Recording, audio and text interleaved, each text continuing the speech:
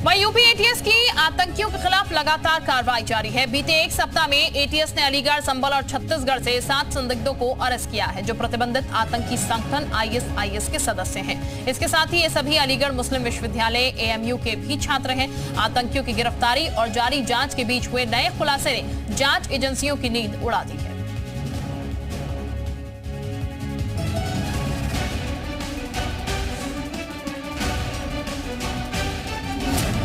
UP में ISIS पर बड़ा खुलासा।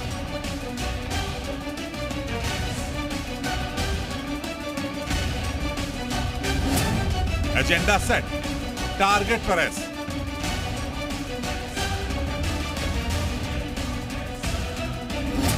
इंटरनेट पर जिहाद, आतंकी प्लान।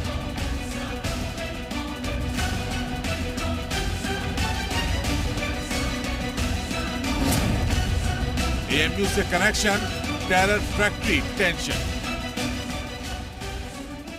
आईएसआईएस आतंकी संगठन अब यूपी के अलीगढ़ मुस्लिम विश्वविद्यालय में पढ़ने वाले छात्रों को अपना निशाना बना रहा है। यहां पढ़ने वाले बच्चों को आतंक के रास्ते पर ले जाने की प्लानिंग कर रहा है। 3 जो आतंकवादी पकड़े गए थे, मार्सलान वगैरह, उनके पूछताछ में इन नामों का खुलासा हुआ है।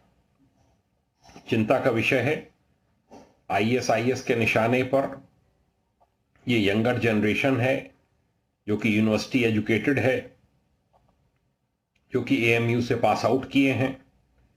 और इसमें सबसे बड़ा खतरा ये है कि ये आगे जो आने वाले और जूनियर बैचेस हैं उनको भी रेडिकलाइज करने का प्रयास करते हैं या कर चुके हैं। इसलिए ऐसे इंस्टीट्यूशंस के ऊपर कड़ी निगरानी रखनी होगी। हाल ही में अलीगढ़ मुस्लिम विश्वविद्यालय में छात्रों के एक संगठन जिसका नाम है स्टूडेंट ऑफ अलीगढ़ मुस्लिम विश्वविद्यालय यानी सामू की मीटिंग में देश विरोधी एजेंडा जलाया जा रहा था। वही खबर है कि सामू की इस मीटिंग के जरिए आईएसआईएस में भर्ती कराई जा रही थी। इस मामले में यूपी एटीएस ने राज्य के विभिन्न हिस्सों से 4 संदिग्ध आतंकियों को गिरफ्तार किया है। पुलिस के मुताबिक गिरफ्तार संदिग्धों की पहचान राकिब इनाम, नवेद सिद्दीकी, मोहम्मद नोमान और मोहम्मद नाजिम के रूप में हुई है। गिरफ्तार किए गए सभी आरोपी अलीगढ़ यूनिवर्सिटी के छात्र संगठन सामू से जुड़े हुए हैं। खबरों के मुताबिक आरोपी देश में किसी बड़े आतंकी हमले को अंजाम देने की फिराक में थे। हालांकि यूपी एटीएस ने छात्रों को गिरफ्तार कर लिया और इनसे पूछताछ कर रही है। आईएसआईएस ने एक बार फिर से अपने आतंक की नर्सरी पर काम करना शुरू कर दिया है और इस पूरे मिशन को नाम दिया है टारगेट एस। ये वही टारगेट एस है जो सिमी के लिए आईएसआईएस काम कराता था। ऐसे में इसी टारगेट एस के जरिए सिमी को तमाम आतंकी घटनाओं में सम्मिलित भी कराता था। सिमी के तमाम घटनाओं में शामिल होने के बाद उसको बैन कर दिया गया था और उसके बाद आईएसआईएस का आतंक का नर्सरी का खेल लगभग खत्म हो गया था। लेकिन एक बार फिर से तमाम छात्र संगठन पर आईएसआईएस की नजर है और इसीलिए इस बार गिरफ्तार हुए आतंकियों से जब यूपी एटीएस ने ये पूछताछ की तब ये अहम खुलासा हुआ।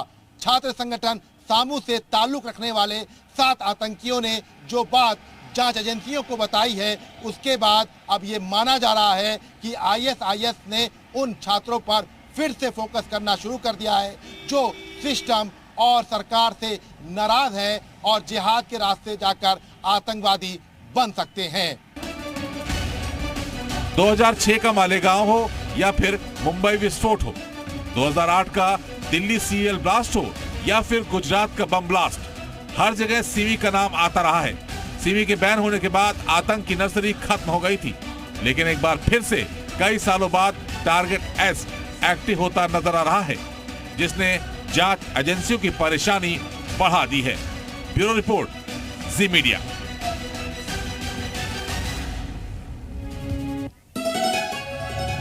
अब हम आपको बताते हैं कि आईएसआईएस यूपी में क्या योजना बना रही थी। पुलिस पूछताछ में बड़ा खुलासा हुआ है। आईएसआईएस से जुड़े कई छात्र जिहादी गतिविधियों को बढ़ावा दे रहे थे। आतंकी वारदात की प्लानिंग थी। इंटरनेट के जरिए जिहाद का प्रचार किया जा रहा था। इसके अलावा अगर बात की जाए जो छात्रों को उकसाते थे आतंकी वारदात की प्लानिंग ये लोग किया करते थे। प्रोफेशनल कोर्स की पढ़ाई कर रहे थे संदिग्ध। देखिए, इंटरनेट के जरिए जिहाद फैलाने का ये पूरी कोशिश थी। छात्रों को उकसाने का काम ये आतंकी करते थे।